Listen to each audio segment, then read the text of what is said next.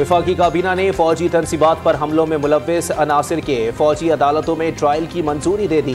کابینہ اجلاس میں قومی سلامتی کمیٹی کے فیصلوں کی توثیق، پیٹرول اور ڈیزل کی قیمتوں میں کمی کے اثرات فوری طور پر عوام تک پہنچائے جائیں۔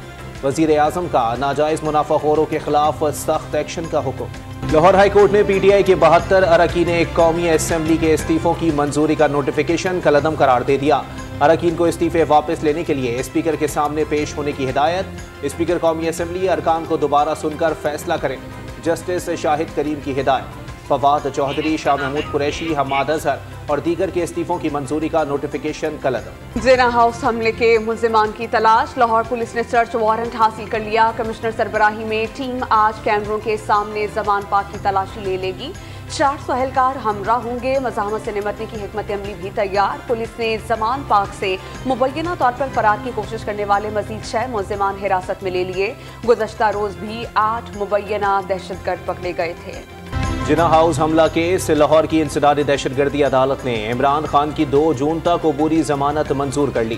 عمران خان کی عدالتی حکم پر تحقیقات میں تعاون کی یقین دہانی۔ لاہور ہائی کورٹ نے ذلے شاہ قتل کیس میں بھی چیئرمین پی ٹی آئی کی 2 جون تک عبوری ضمانت منظور کر لی۔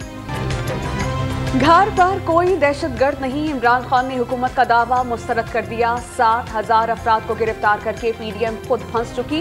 انسانی حقوق کی خلاف ورزیوں سے ملک کی بدنامی ہوئی۔ چیئرمین پی ٹی آئی کی صحافیوں سے غیر رسمی گفتگو۔ کون ہے جو جناح ہاؤس پر حملے کی مذمت نہیں کرتا؟ یک طرفہ مذاکرات ناممکن قرار۔ پنجاب حکومت کا دہشت گردوں کی غیر معمولی سہولت کاری کے الزامات پر ایک جج کے خلاف ریفرنس بھیجنے کا فیصلہ۔ لاہور میں پی ٹی آئی کی اعلیٰ قیادت اور شرپسندوں کی 628 کالز ٹریس کی گئیں۔ دہشت گردی کے واقعات میں ملوث ملزمان کی نشاندہی کرنے والے افراد کو نقد انعام دینے کا اعلان۔ پی ٹی آئی کے رہنما اور سابق گورنر سندھ عمران اسماعیل بھی گرفتار۔ درخشاں تھانے کی حدود میں پولیس نے حراست میں لیا۔ کراچی کے پرتشدد واقعات میں ملوث عناصر کی شناخت کا 70% عمل مکمل۔ سابق ایم این اے سیف الرحمان اور ایم پی اے سعید آفریدی سمیت پی ٹی آئی کے کئی ارکان اسمبلی کی شناخت۔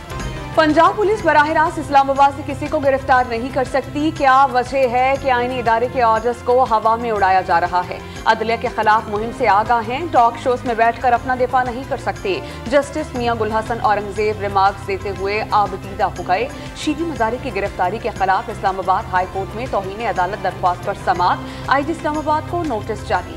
عمران خان کو 9 مئی کے واقعات کی کھل کر مذمت کرنی چاہیے، صدر عارف علوی کا مشورہ۔ ہنگاموں میں ملوث افراد کے خلاف قانون کے مطابق کارروائی کی حمایت۔ عمران خان نے جنرل عاصم منیر کی آرمی چیف تقرری کی مخالفت نہیں کی تھی۔ عمران خان نے جنرل باجوہ سے کہا کہ ادارے جسے چاہیں آرمی چیف بنائے گا، قبول کریں گے۔ صدر مملکت کی نجی ٹی وی سے گفتگو۔ عسکری تنصیبات کو نشانہ بنانے پر پی ٹی آئی کی ٹوٹ پھوٹ جاری۔ سابق ایم این اے جے پرکاش کا تحریک انصاف چھوڑنے کا اعلان۔ رکن سندھ اسمبلی ڈاکٹر عمران شاہ اور سابق وزیر ماحولیات ملک امین اسلم نے پارٹی سے راہیں جدا کر لی۔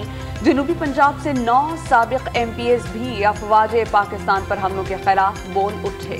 سیاسی بحران پر جلد قابو پا لیا جائے گا، الیکشن اکتوبر میں اپنے وقت پر ہوں گے۔ 9 مئی کو پی ٹی آئی کارکنوں نے عسکری تنصیبات پر حملے منصوبے کے تحت کیے۔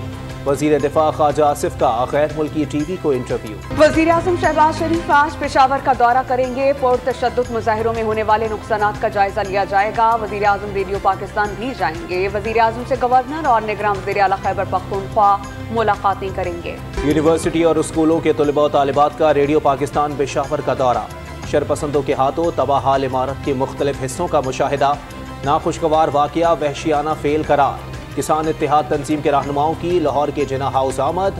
جس قائد نے آزادی دلوائی اسی کا گھر جلا دیا، رہنماؤں کی پی ٹی آئی پر تنقید۔ مختلف شہروں میں پاک فوج سے یکجہتی کے لیے ریلیاں۔ شہدائے پاک فوج کے لواحقین 9 مئی کے واقعات پر دکھی۔ سیاسی مقاصد کے لیے افواج پاکستان کو بدنام نہ کریں، لواحقین کا پیغام۔ بلوچستان کے علاقے مستونگ میں انسداد پولیو مہم کو سیکیورٹی دینے والی پولیس ٹیم پر فائرنگ، ایک اہلکار جاں بحق، لواحقین کا احتجاج۔